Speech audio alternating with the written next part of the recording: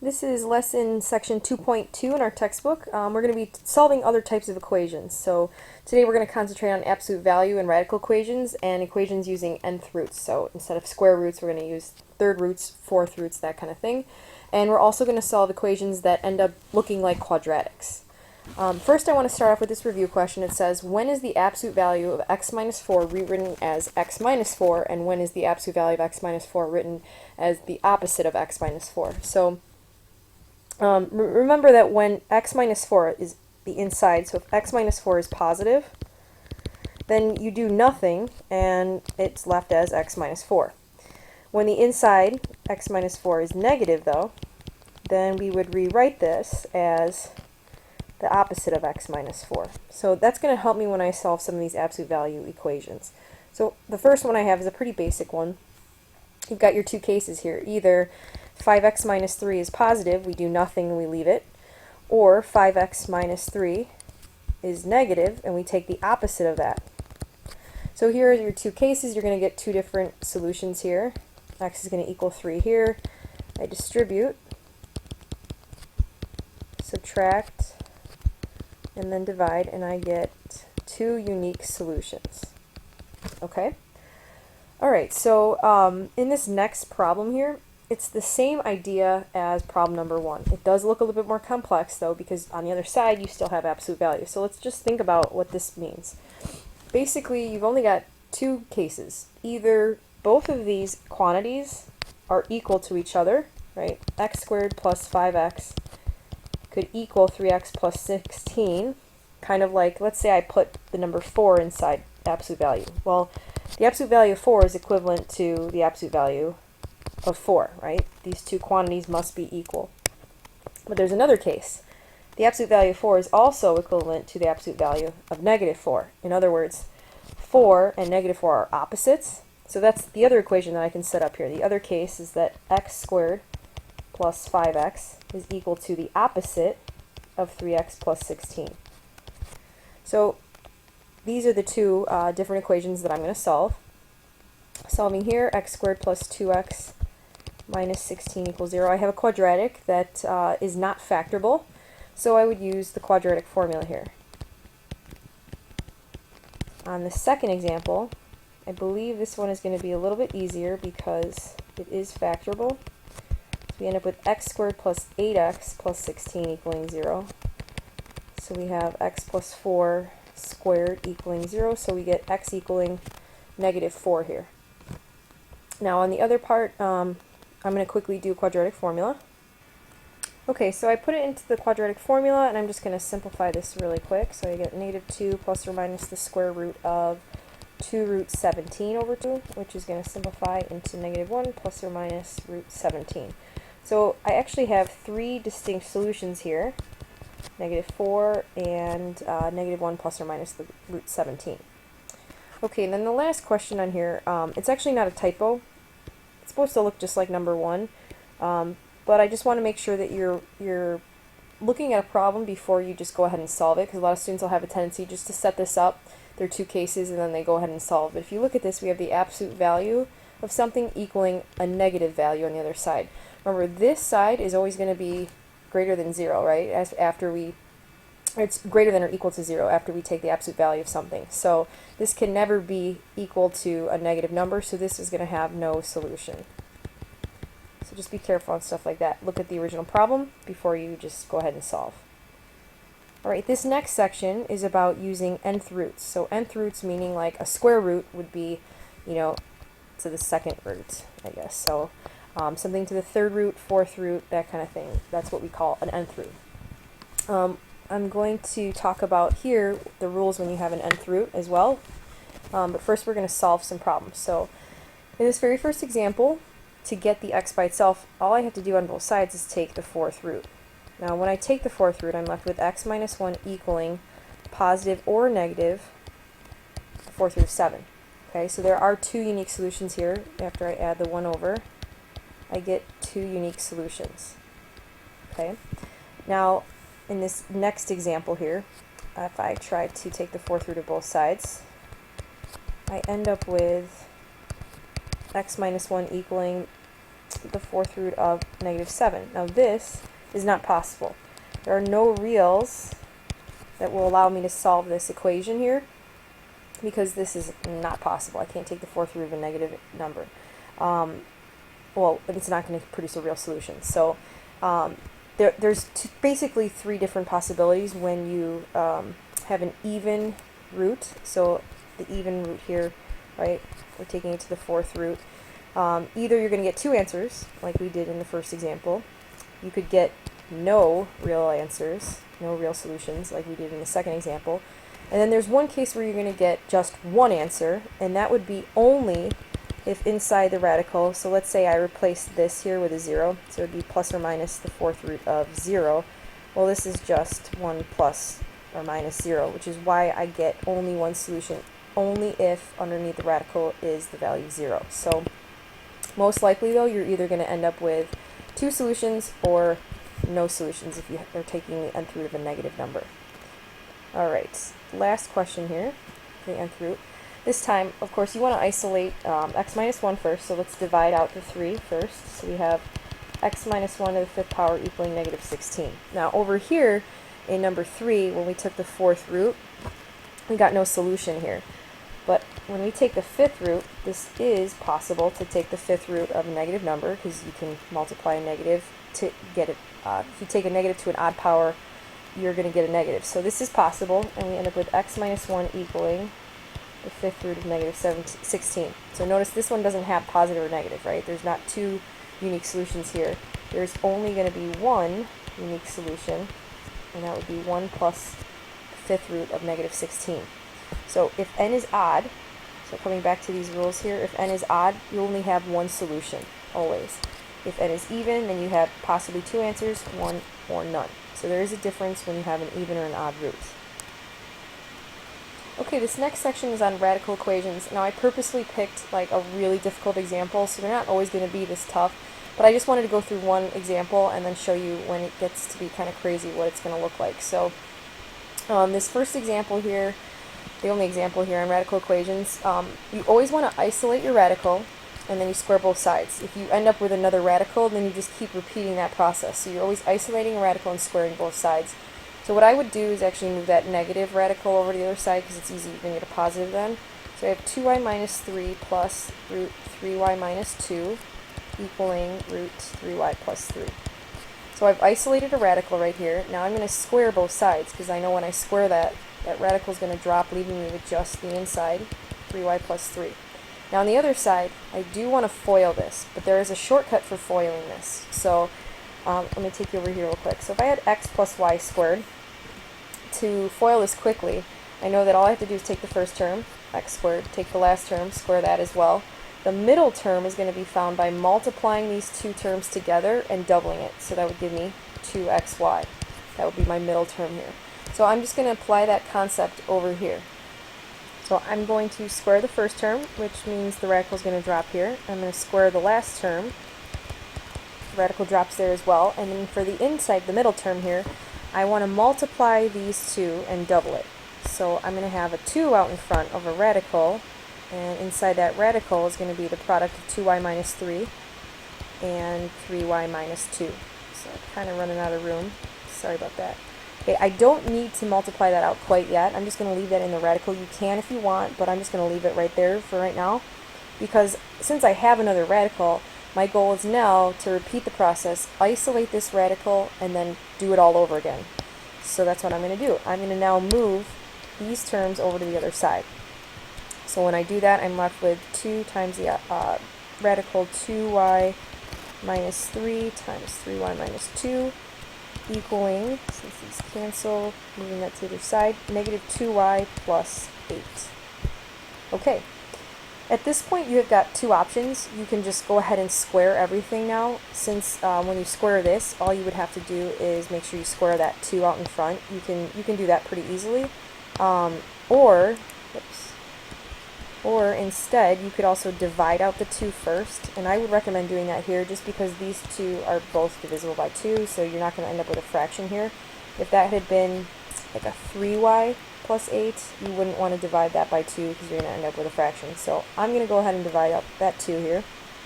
And that's now going to leave me with root 2y minus 3 times 3y minus 2 equaling negative y plus 4.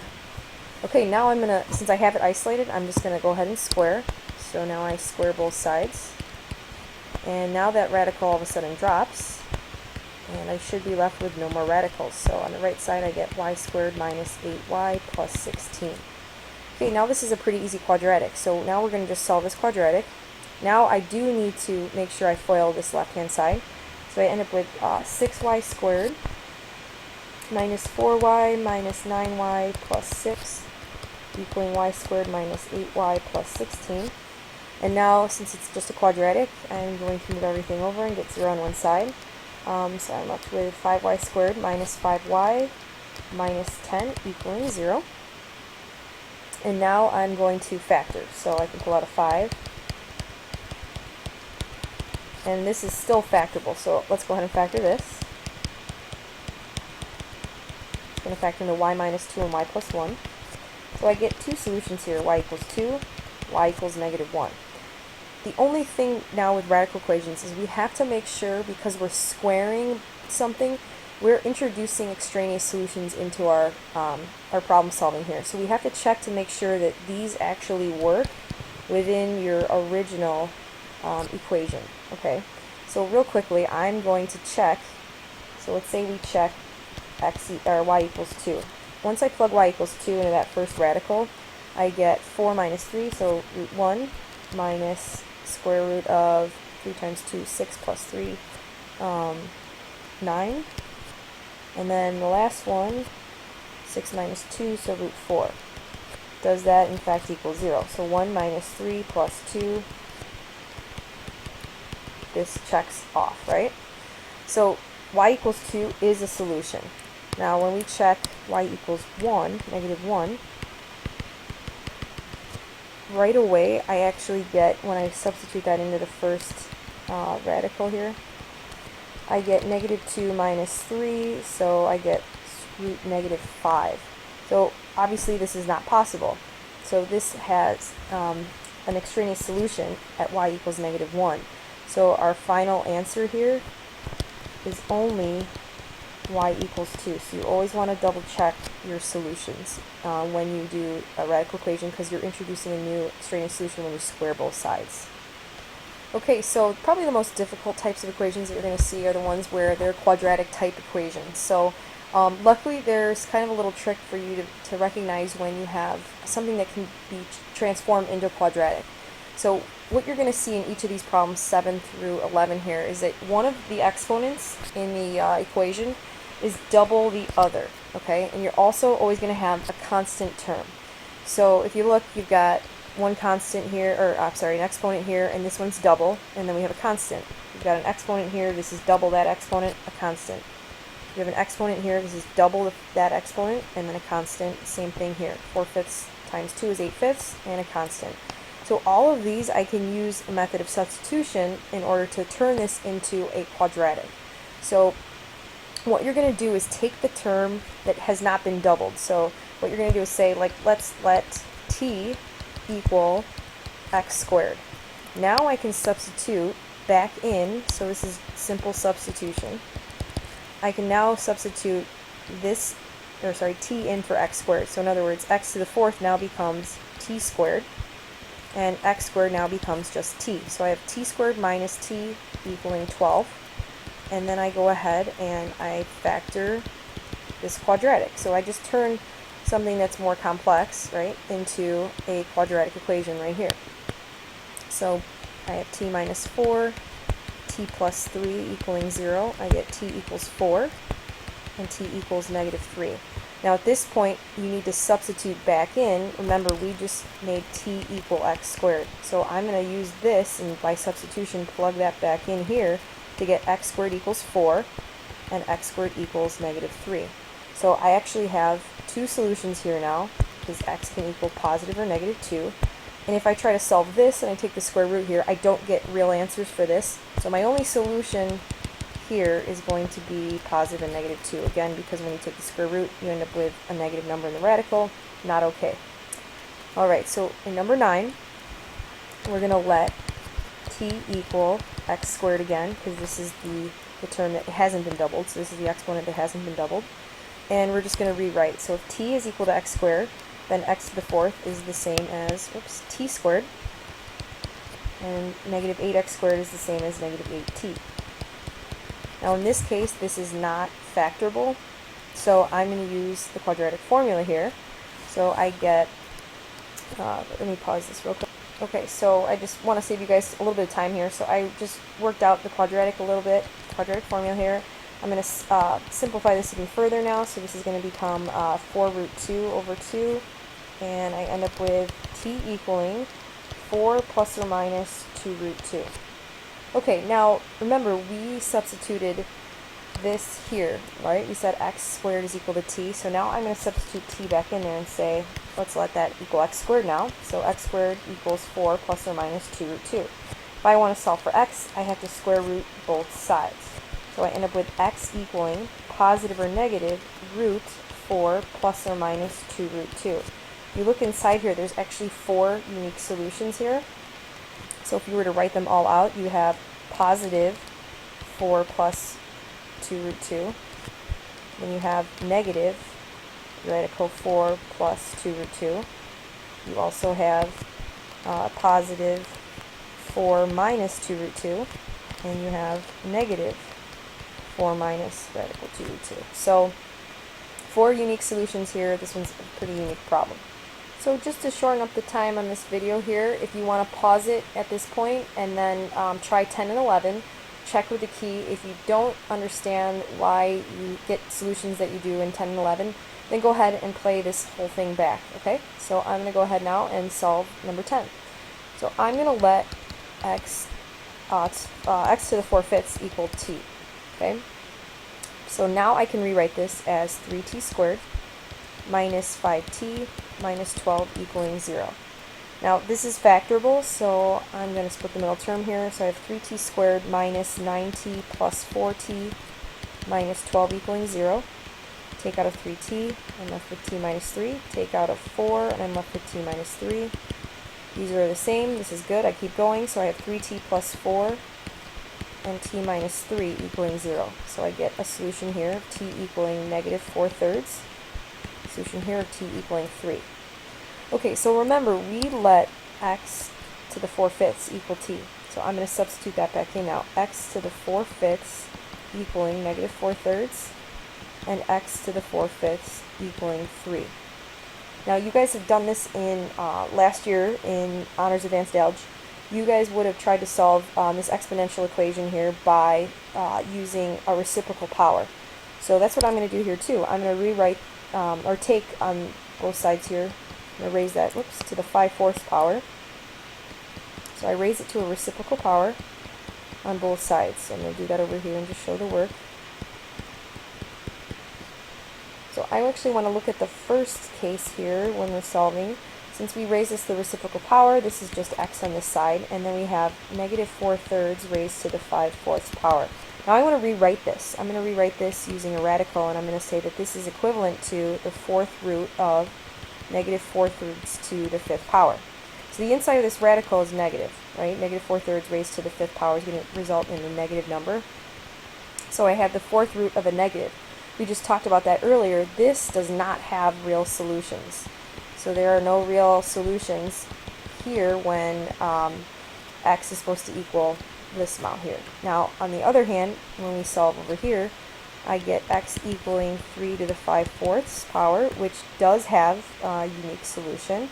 So let's do this one here. This is going to be the 4th root of 3 to the 5th power.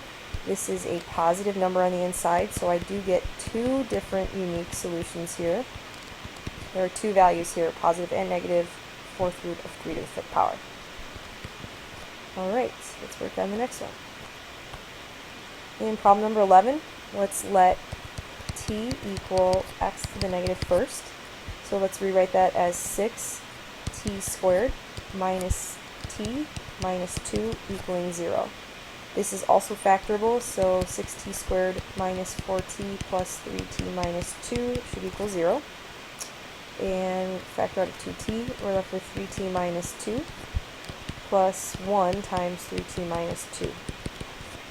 And here's my factored quadratic. So I let t equal negative 1/2 and t equal 2/3. Okay, so let's go back and make sure we substitute in. Remember we said t is equal to x to the negative first power. So now I have x to the negative first power is equal to negative 1 over 2, and x to the negative first power is equal to 2 over 3. X to the negative first is the same as 1 over x. So if you have 1 over x is equal to negative 1/2, if you take the reciprocal of both sides, we have x equaling, or you could even cross multiply here, right? If you want to cross multiply, you get x equals negative 2. On the other side, 1 over x is equal to 2/3, so x is equal to 3/2. Now, if that had been like x to the negative third power, you could rewrite that as 1 over x cubed, right? So that's kind of the rule here, just giving you some exposure to those types of problems. Okay, that's the end of lesson for part 1.